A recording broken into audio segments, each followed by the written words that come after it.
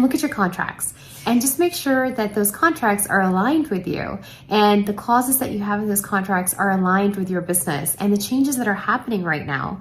So some things to really focus on could be the force majeure. It could also be your cancellation, rescheduling, the clauses in that contract, but then also your policies. What works for your business and what doesn't work for your business, and how will you change what the process is right now for the rescheduling and canceling, and how will you implement the change for the future? So these are some questions that I go with my clients also, because a lot of them have been burned by their rescheduling and canceling clauses that they had in their pre-existing contracts. And so they've come to me for some help to revamp it and rejuvenate it.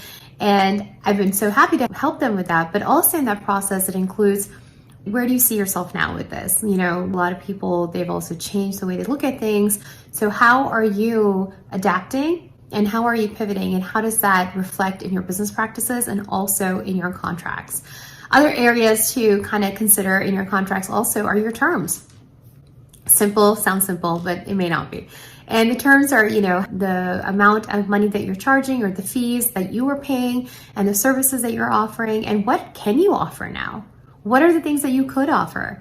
And have you changed your business a little bit to adapt to the changes in the current economic climate and the way things have been going with the closures and all that stuff? So have you adapted? And if you've adapted, have you included that in your contract? Have you included those services or created a whole nother contract for that?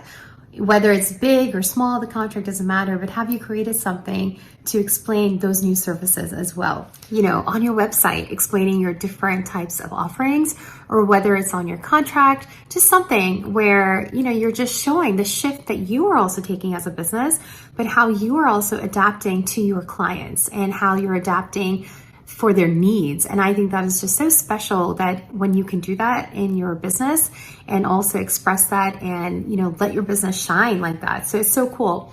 But consider those things while you're, you know, reevaluating your business and just kind of going into it and filling in the holes here and there and making it look better. Also, another thing are your opt-ins, your freebies that you're giving to people, the information that you're sharing with them and the knowledge that you're sharing with them. Has it changed? And if it has, go back. I know I'm going to go in to my resource library and I'm going to actually go in and redo all of the stuff that I have there. It's excellent information, but I'm going to make it more excellent because I know that things have changed.